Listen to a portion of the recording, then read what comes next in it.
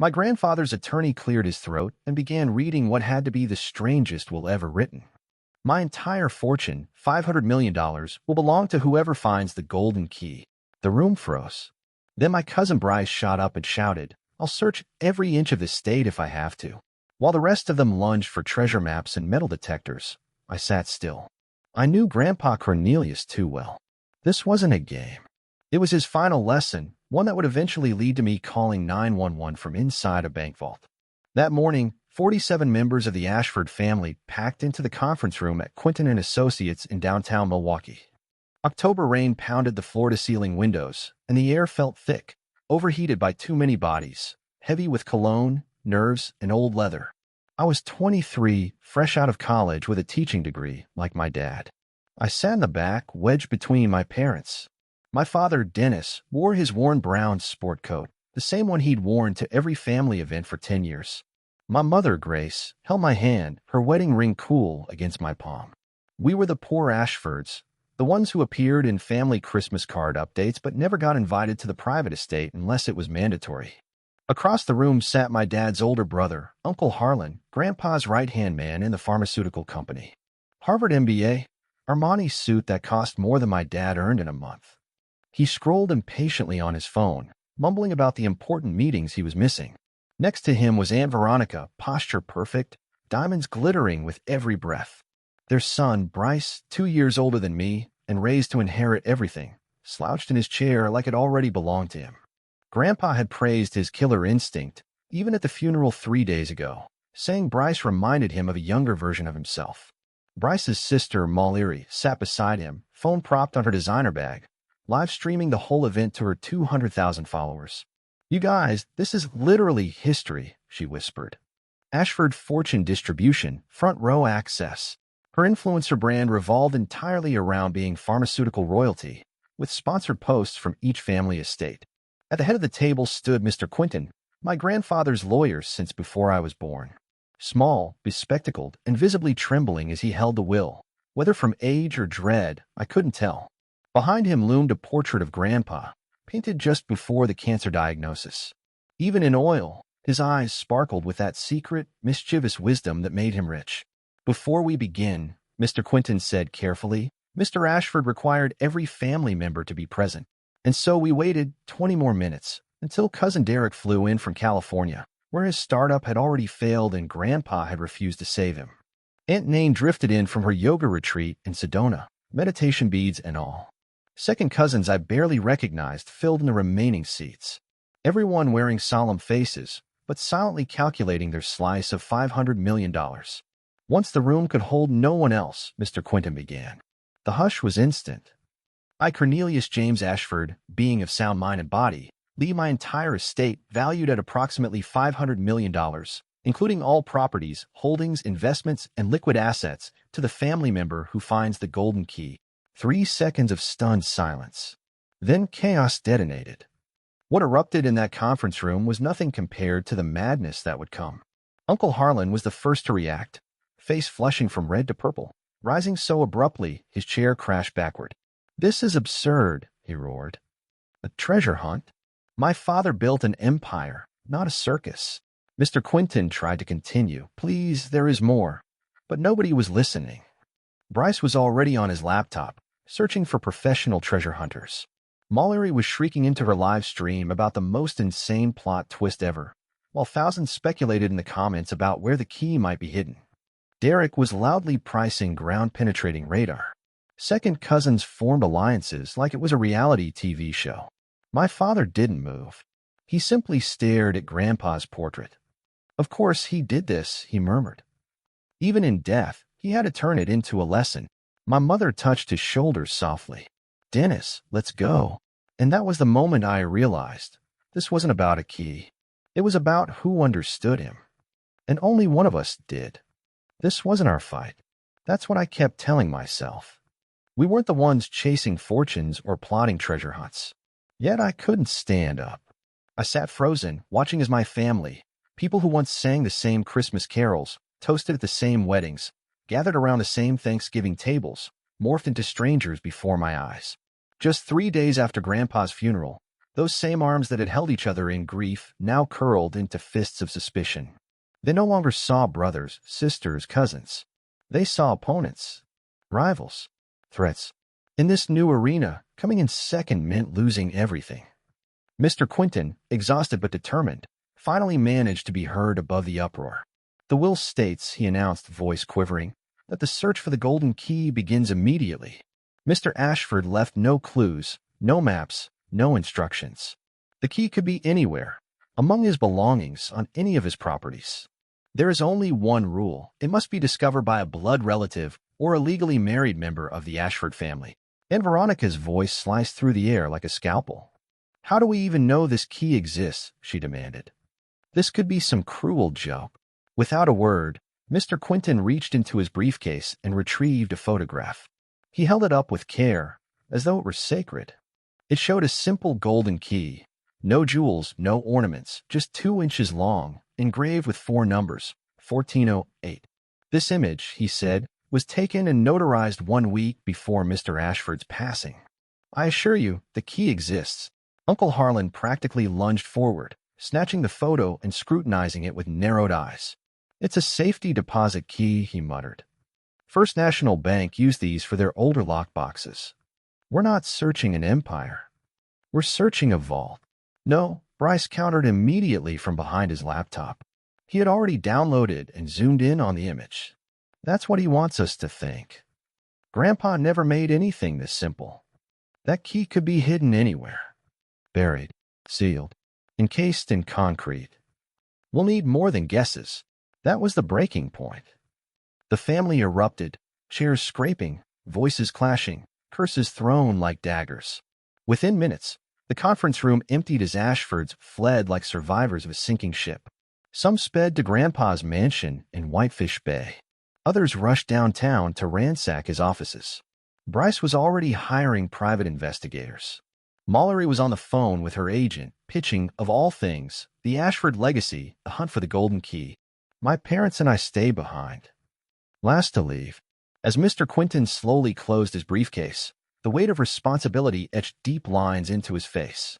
"Your father was complicated," he said softly to mine. "But he always spoke highly of you, Dennis.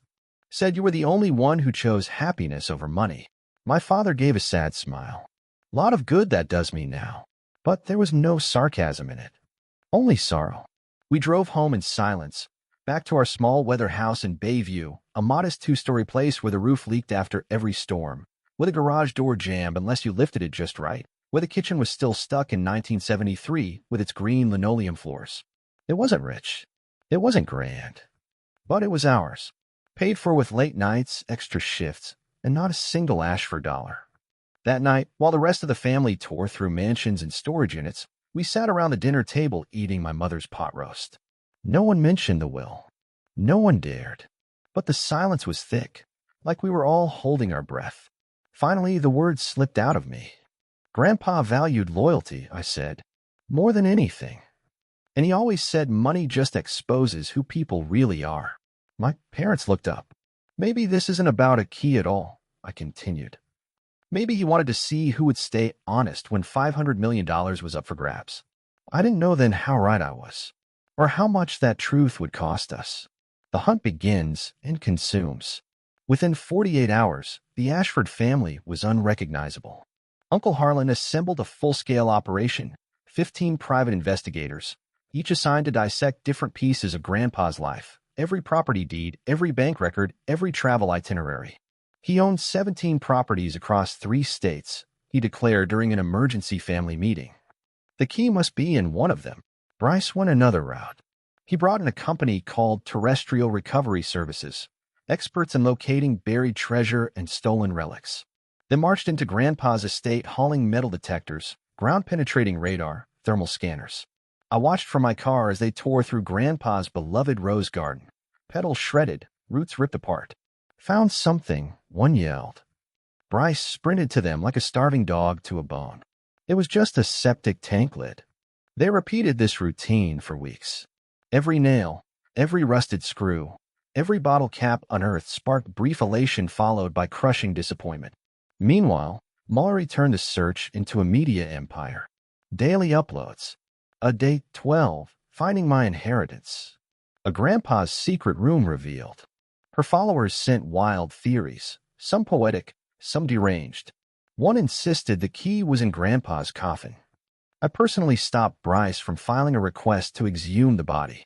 "This is disgusting," my father muttered when he heard. "Dad's probably rolling in his grave." But the sickness, the greed, was spreading. Derek returned from California permanently. He built a database of every day Grandpa considered important. Birthdays, anniversaries, business milestones. "It'll be somewhere meaningful," he told me, showing off his color-coded maps. Aunt Nain hired a psychic named Madame Zelda. They held candlelit seances in Grandpa's study. Burned sage. Asked spirits for guidance.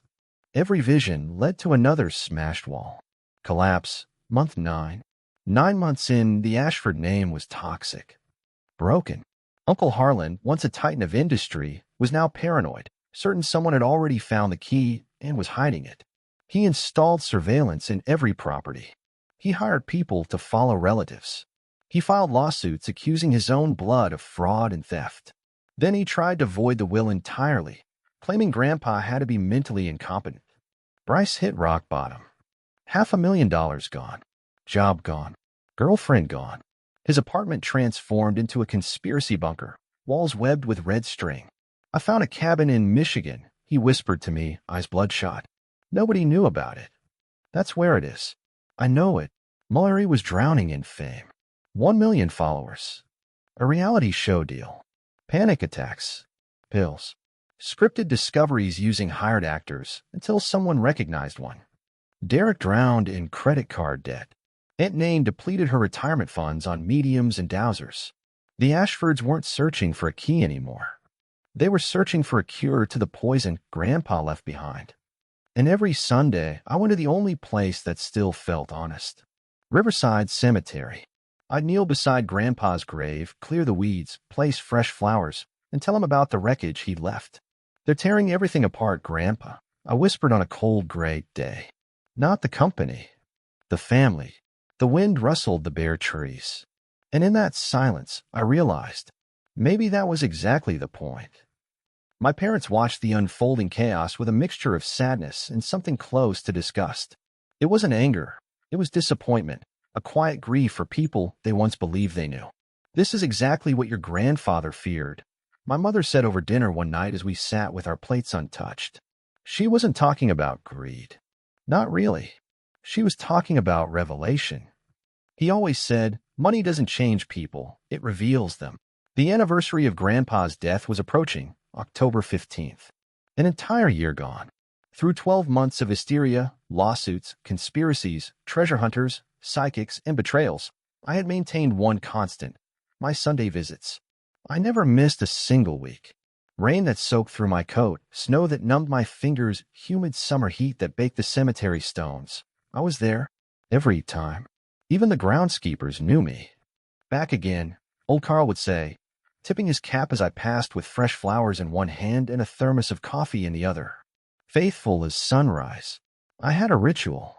I always started with the simple things: clearing leaves from the headstone, pulling weeds from the base, trimming the grass carefully with hand shears, the way Grandpa used to groom his rose bushes. Then I'd arrange new flowers in the bronze vase, always white lilies, his favorite. And then I'd talk. I told him about my job teaching 5th graders at McKinley Elementary, about the shy kid who finally read aloud or the class hamster who escaped during math. I told him about Rachel, the woman I met in a bookstore while reaching for the same copy of East of Eden. I told him about my small, ordinary life, the one no one in our family seemed to value. The one built not on ambition, but peace. One Sunday in early October, I paused mid-sentence, realization hitting me like cold water. "You know what, Grandpa?" I said aloud. "I'm the only one who visited you this entire year." It was true. Uncle Harlan came once, but only to inspect the flowers in case the key was hidden there. Bryce showed up with a metal detector. But no one else came to visit. No one came just to talk. October 15th, the final visit before everything changed. The week before the anniversary, I decided to do something special.